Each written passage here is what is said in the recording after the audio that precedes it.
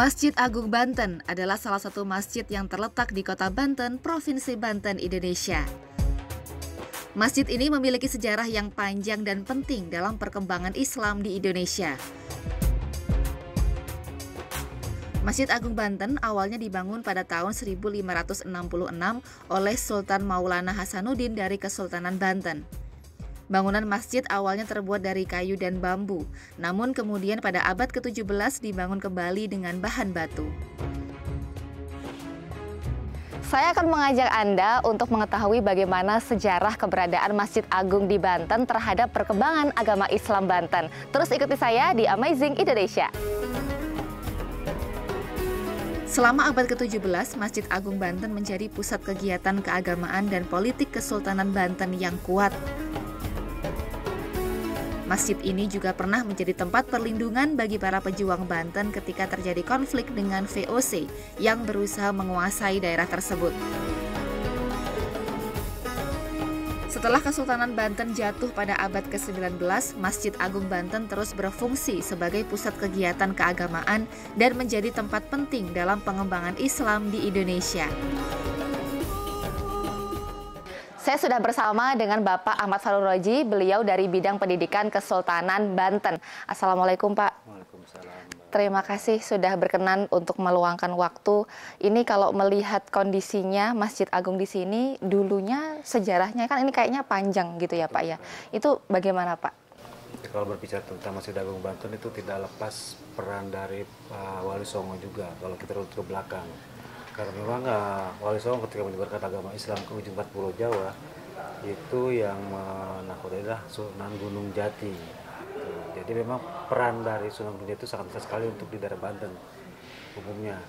Setelah beliau menaklukkan kerajaan Pajajaran Hindu yang ada di Banten Girang, itu barulah beliau mengajak putranya yang bernama Sultan Maulana Hasanuddin Banten untuk meneruskan jejaknya di Banten. Jadi ketika kalau berbicara tentang masjid itu setelah penaklukan kerajaan Pajajaran dulu.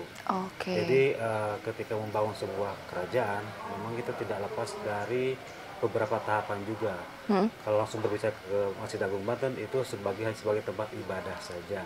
Gitu. Tapi ada beberapa literasi yang mengatakan untuk ini ya Pak, semacam tempat pengungsian pada zaman VOC, apakah itu juga seperti itu pada saat itu seperti apa Pak? Kalau masjid sebagai tempat pengungsian VOC itu belum pernah saya dengar katanya.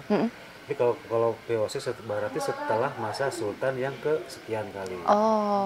Jadi kalau untuk awal-awal berdirinya Kesultanan Banten, kita runut ke belakang terlebih dahulu. Nah ini kalau ngelihat dari apa ya gaya bangunan atau arsitekturnya begitu ya Pak ya. Ini kok kubahnya mirip dengan yang ada di Demak Pak. Ini apakah ada kaitan sejarah atau seperti apa ini Pak? Ya. Kalau berbicara arsitektur Masjid Agung Banten memang tidak lepas peran dari Wali Songo juga. Jadi memang antara Mataram, Demak itu Banten katanya sangat erat sekali.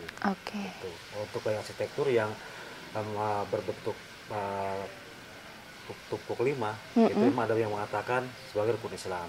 Tapi juga ada yang mengatakan sumber itu sebetulnya kubah Masjid Agung Banten hanya ada 3. Yang 2 itu hanya sebagai hiasan saja. Jadi mirip-mirip seperti pagoda ujung puncak dari kubah Masjid Agung Banten. Jadi ini antara yang ada di Demak dengan yang ada di Banten ini pengaruhnya sama. Sangat kuat sekali, sangat erat sekali. Jadi memang ketika hubungan dari penyebaran Islam itu antara Demak, Mataram itu sangat erat sekali untuk ke Banten ini gitu. Ini kalau misalkan saya mau jalan-jalan ngelihat arsitektur kayaknya di dalam dari depan kayak kelihatannya ini ya unik gitu. Boleh Pak ya kalau misalkan silakan. Siap, boleh.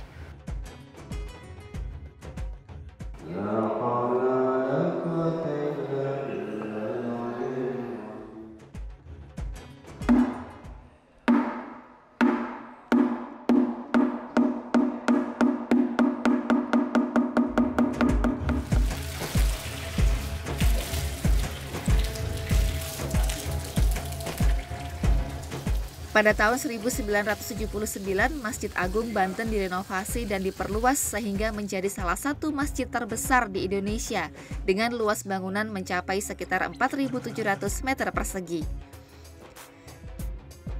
Saat ini Masjid Agung Banten masih menjadi salah satu pusat kegiatan keagamaan dan kebudayaan yang penting di Provinsi Banten.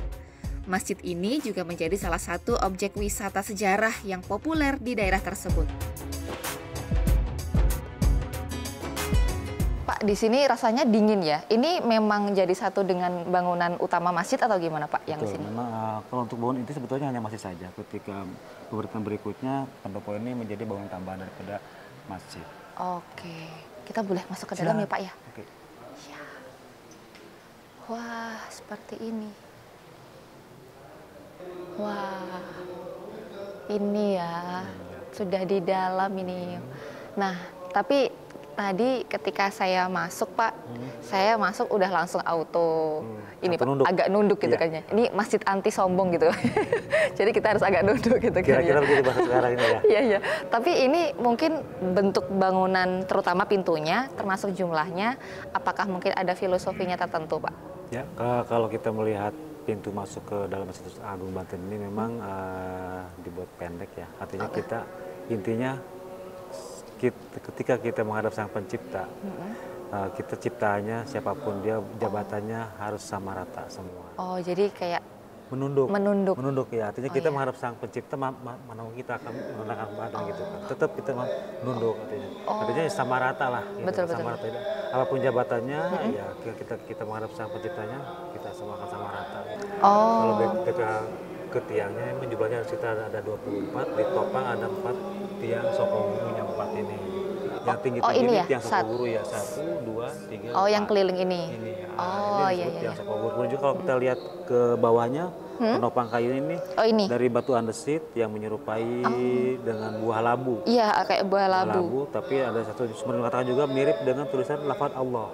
Oh iya. Nah, kalau kita Allah. lihat dari depan yang kecilnya sama yang besarnya juga sama. Oh, Jadi tapi menyerupai. ada perbedaan bentuk dari yang Ya. sisi ini agak lebih kecil, tapi yang khusus 4 ini memang ya dia sebagai lebih. tiang Sokogurunya. Oh, tiang soko. Sokoguru. Soko gurunya. Itu tiang penopang utama, tiang utamanya. Oh, baik-baik. Maaf Pak, ini untuk dari mulai tiang pilarnya ini, terus yang bertumpuk ini, apakah sudah mengalami renovasi sehingga berubah dari bangunan aslinya atau seperti apa? Kalau merubah bangunan asli tidak ada, tapi untuk renovasi ataupun pemeliharaan sudah berkali-kali. Ya, itu pun melihat dari kondisi fisik bangunannya, misalkan kayak kusen jendela mana yang sudah rapuh itu diganti. Oh, oke. Berarti ini masih bangunan asli ya Pak, dari mulai Bangunan jendela, asli semua. Cuma jendela. untuk bahan-bahan kayak kusen jendela, tiang ini pun sudah pernah mengalami pergantian. Hanya bahannya, Bahannya tetapi saja. untuk Bangunannya tetap sama. sama. Wah, masih tetap Karena memang terjaga termasuk berarti. benda cagar budaya juga sih. Oh, oke. Nah, ini Pak kalau ngelihat mimbarnya, itu bagian atasnya kayak ada pengaruh-pengaruh unsur-unsur Tionghoa itu bener gak sih Pak? Betul ya. Oh, betul. Oke. Jadi memang Banten ini terbuka untuk semua masyarakat ya, bukan hanya bangsa Tionghoa saja, bangsa dari Gujarat juga ada. Malah ada beberapa kampung yang sekitaran Kesultanan Banten ini dengan asal daerahnya.